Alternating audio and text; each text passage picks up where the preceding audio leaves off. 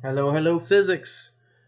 This is going to be the kinematics forces video, where it's going to be a problem where we have to use kinematics to get the acceleration. And then once we have the acceleration, we can plug it into sum of forces in order to actually finish the calculation.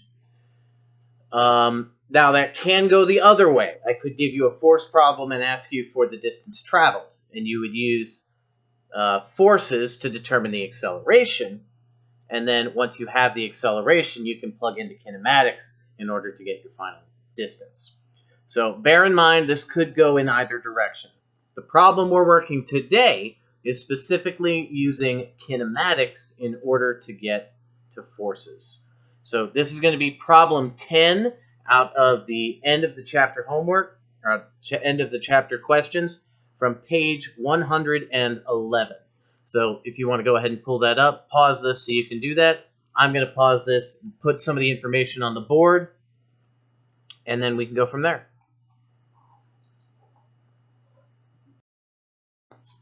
Okay, so this question reads, a 5.0 gram bullet, so that's the mass of our bullet, leaves the muzzle of a rifle with a speed of 320 meters per second. So that's going to be our velocity. We'll come back to which kind of velocity that is here in a second. What force, assuming it is constant, is exerted on the bullet while it is traveling down the barrel of length 0.82 meters? So, this is the velocity of the projectile when it comes out the end of the gun. So this has to be our VF. Now, when you use a gun, the bullet is, as a standard, not moving when you start. So we can call VI 0. Now, we have to start at the end of this problem. Okay, and we have to work our way backwards to figure out what we need. Now, I've already told you how you're going to go about solving this, but I want to explain why. We are asked to determine the force. Now, we're looking for the net force, or the average force. We're assuming that it's constant the whole time. Whenever that is the case, when we are just looking for force,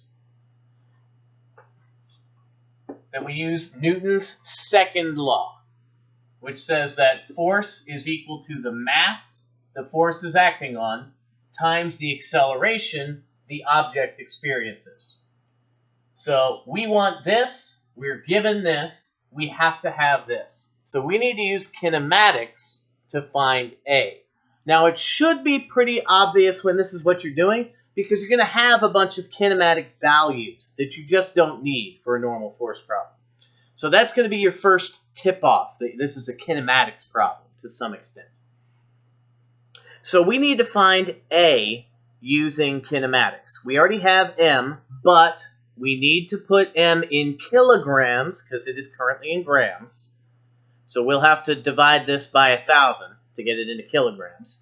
Then we take the provided mass times the calculated acceleration, and that gives us our F. Using what I have just told you, I want you to pause this and try to get the answer. Okay, and then come back and I will work through it real quick and show you how to get it. This is going to be probably a pretty short video. All right, I'm assuming that you have already paused it, so I am now going to continue through and finish this problem. Now, in X, this is a horizontal problem.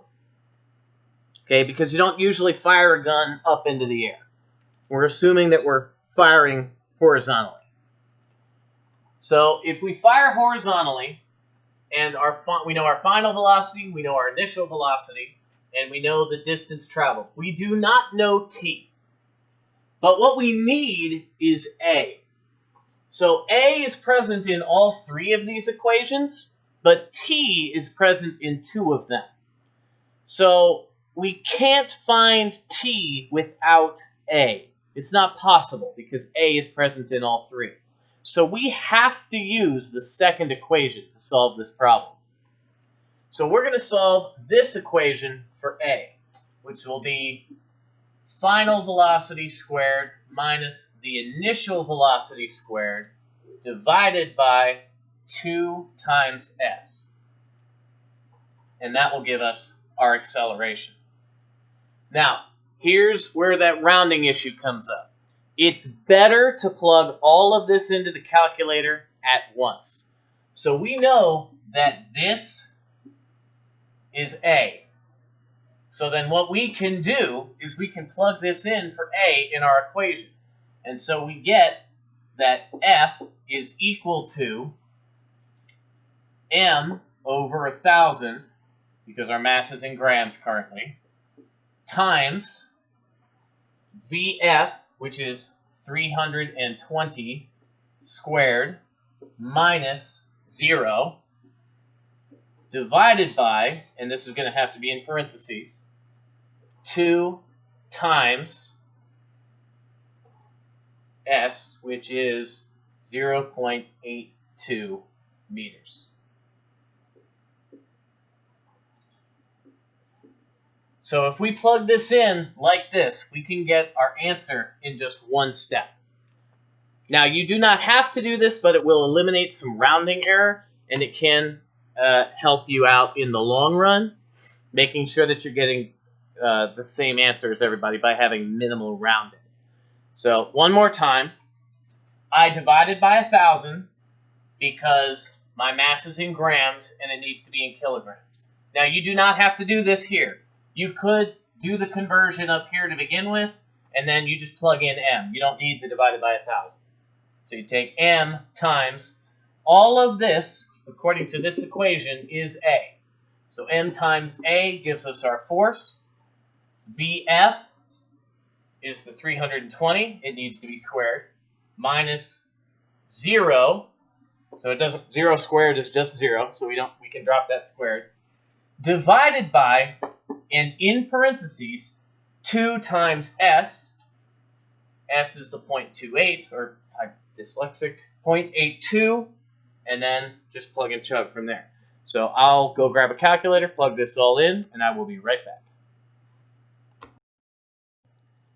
Okay, so you can plug this into the calculator as 5 divided by 1,000, close, open, open, so you can get just the numerator in parentheses, 320 squared, divided by, the whole denominator needs to be in parentheses, 2 times 0.82, and then all of that in parentheses again.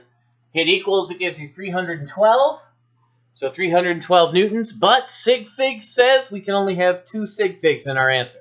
So 310 with the 1 underlined would be our final answer. So 310 newtons would be the answer to this question.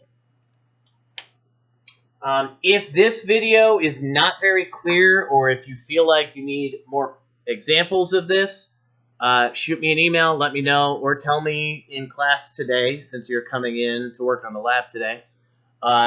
And we'll see if we can't go through 1 or 2 more, but this is really all there is to it. It's pretty straightforward.